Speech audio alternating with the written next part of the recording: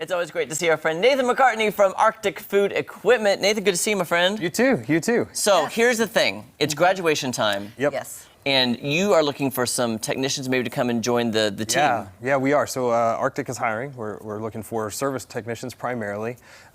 So like Jeremy said, it's graduation time. If you're a recent high school graduate or looking for a job or thinking about it, or if you've gone to a trade school like OTC or somewhere like that and you're looking for a job, we'd love to talk to you.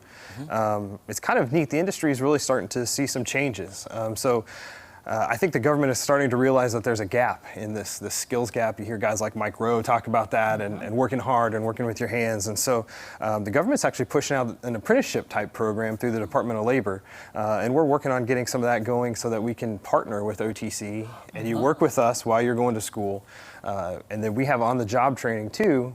And the hope is, of course, then that you've got a lot of life skills plus the book knowledge to come get a great job. Right, to have a craft is a great idea, you know, a trade. Yes, A lot of people are not doing that, and people are feeling it. Yeah, and it's definitely an underserved industry. You know, we primarily look for HVAC service technicians coming out of schools, but then we have to kind of add on because it's hard to get that food equipment training too. So the ice machines and the you know, refrigeration, cooking, fryers, all those kinds of things. There's then kind of an add-on that we walk you through and train you on. Yeah. And there's just a huge gap. I think there's going to be a shift if you're looking for jobs and good paying jobs over the next few years. Okay, that makes me think of two things then, Nathan. So, okay, if somebody's watching, like, I don't know if I'd be good at that tech. What are the skill sets you're looking for in people that want to? And then talk about the pay, because that's an incentive right there. So, you know, we have found that we have a lot of really good luck with guys that just like to tinker. And so a lot of times when we do an interview or we talk to people, if they don't have a lot of experience, but they kind of have meddled with stuff, primarily worked on cars. Like if a guy starts saying, well, you know, I restored a motorcycle in high school and I like to take apart radios and put those together. It's those kinds of people that when you give them a problem to solve or maybe something to kind of fiddle with their hands, those are the kind of guys that tend to do really well.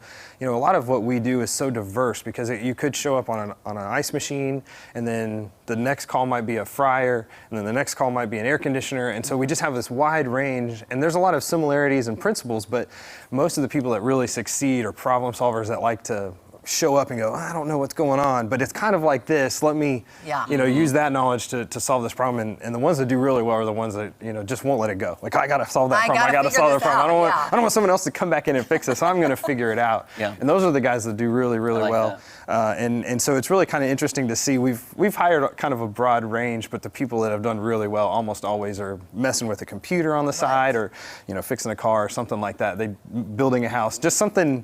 Oh, so you're saying I could do it? You probably could. Okay. You probably could. You probably could. I didn't even know if I could. Yeah, but then, you know, like the next part of your question, the pay, it's very competitive, and I think it's only going up. Most of our guys start, you know, at least $15 an hour, but kind of go up from there. Some of our more experienced and well-trained guys are making six figures. Wow. You're talking, you know, a few years in the industry, you learn the skills, learn the trade, and the earning potential is just through the roof. And most of them have little to no debt because they've gone a trade school route. You know, somewhere like OTC used A+ money, done it for free, partnered with somebody like us to help them either pay for it or learn on the job. So they, you know, they're 21, 22 years old with no debt, making, you know, very good salary coming out and hitting the workforce. It's a really good opportunity. That's amazing. And who doesn't have, you know, a fridge or air conditioner? We all have a need for this, and if, you know, there's no one to fix it, then we're all in trouble. And it's, you know, and it's not just Arctic, it's really all of us. Any of the trades, if you talk to a plumber or electrician, construction in general, concrete, anything, you know, those are very good jobs. They're very satisfying jobs. They're quite frankly, I think a lot of fun. You get to work with a lot of, it's a team atmosphere. You're outside, you're working with your hands. It's an accomplishment. You can walk in and get a job. I mean, and it is an accomplishment. It's really cool. You know, we helped build Vital Farms out there, and they just had their ribbon cutting ceremony, and you walk out and you're like, wow, we helped build this, you know, and that's something that for years and years we're going to be able to look at and go, you know, we did that, and our guys did that, and it's just really neat. You get to see something come from ground up. So Nathan, before we run out of time too, so I really like the aspect of talking to high school graduates right now. Because if you don't want to spend that money on a 4-year degree and you love to tinker, talk about how you can help them go to OTC and have a job in apprenticeship. So we've started kind of dipping our toe in that. We help offer, you know, tuition from the company, helping offer tuition to cover classes for people that'll come and work for us and then make a commitment to stick around for a certain amount of time with us. But at the same time, we're also paying you. So it's not like, not only are we covering school, we're paying you. I mean, short of going to the military, it's about the best deal that you can get. That's right. It We're is. getting paid and getting paid to go to school. Yeah. And then, of course, most of the time, there's a job for you at the end if you work hard and do well. That's so great. That is so great. Not everybody wants to go to college. You know? No, that's what I'm saying. This is ideal. yeah, so if you have a son or daughter, Daughters too, granddaughter, we'll take them all. Yeah, I mean anybody, granddaughter, grandson, grandchildren, anybody who wants, give them a call. And by the way, we have been there many times. Oh, yeah. Y'all are fun to be around. Yeah, we're a family business. We do care about that a lot. You know, our industry also can work you to death. But because we are a family business, we place family first.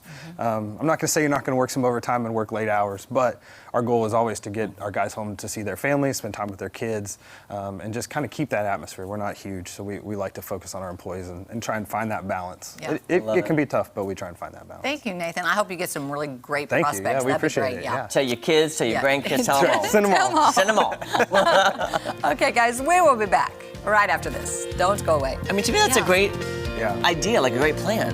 Like, I don't know why. I don't know. It is starting to turn, I think. Yeah. But we're so